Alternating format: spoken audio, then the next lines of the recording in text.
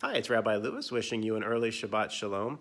And if there's something that you might know about me, it's that I really enjoy sharing Jewish folktale stories. And I actually am very selective when I do tell a story because there's some that I really love, and there's others that I really think are not as compelling, not as fun to tell, not as really meaningful to share.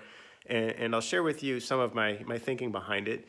And that is some of the stories, the ending, the happy ending of the story is that somebody does just an act of faith, says a prayer, maybe just lights candles on Shabbat. All of those things are fine. But those are the things that then say, oh, and then everything worked out fine and they all lived happily ever after, simply because somebody did one small act of faith or lit candles for Shabbat. Again, nothing wrong with doing those things, but I don't think those are the compelling things that a story can teach you about how to live a better life. And I think that's really what the purpose of the folktale tradition is to teach us morals, almost like, Aesop's fables, that we should learn something to better ourselves and to better our world from it. And our Torah portion this week in Parshat Vayakhel, the first of a double portion, it's actually Vayakhel Pekudei, but in Vayakhel, it tells us that God has endowed two particular people with the divine spirit, Ruach Elohim, and that will enable them to be the ones who can construct the Mishkan, the tabernacle in the wilderness.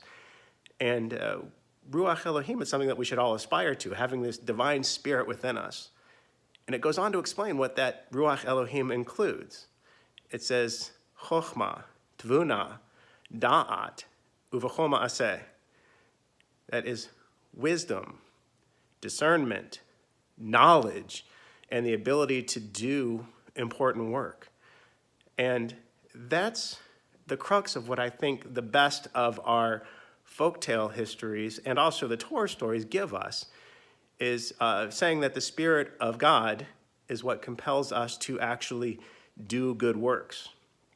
One of my favorite series of folktales include a lot of the Elijah stories. One in particular talks about a young boy who is asked by his father, who's an innkeeper, to keep track of the inn overnight. And in the middle of the night, a very poor, haggard-looking man walks in and asks for a place to stay. And the young man can see that he's hungry and that he's miserable. And he knows this man doesn't have a dime to his name. And so he says, please get out. You can't be here. This place is only for paying customers. And the old man begs. He says, I haven't had a scrap of food all day. I'm cold. I need a shelter. And the young man says, I'm sorry. I've been asked to keep watch of the inn. I'm responsible for our profits and losses. You must leave. And the haggard old beggar leaves. The father comes in the morning and asks the son how the night went. And he says, well, there was this old beggar, and he came in, and I told him he had to leave because he couldn't pay. And the father said, well, did you at least greet him with the word shalom aleichem, may peace be upon you? And the young boy said, no, I knew this guy wasn't going to be worth my time, or our time would have just ruined the business for us. And the father said, how do you know that this man wasn't Elijah himself, the one who would announce the coming of the Messianic age when the world will be at peace? And the young man said, well, I didn't. And the father said, you should always treat every person you meet with the greeting, shalom aleichem, may peace be upon you, and treat them as if they are the one who might be the person to bring about the Messianic time of true peace in our world. And that's when the young man realizes that it's better to actually show not just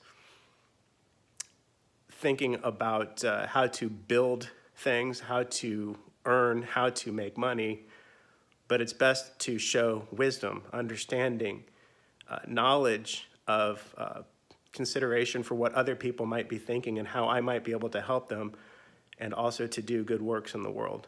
So those are the best of the folktales, when they teach us a moral, something truly good, something about truly how to have Ruach Elohim within us, this divine spirit, and how to express it and share it with the world. So as we continue to study Parshat Vayakhel Pekudei, I hope we keep considering how we ourselves can express Ruach Elohim, not just in the stories that we tell and the lessons that we teach, but in the way that we live our lives. Shabbat Shalom.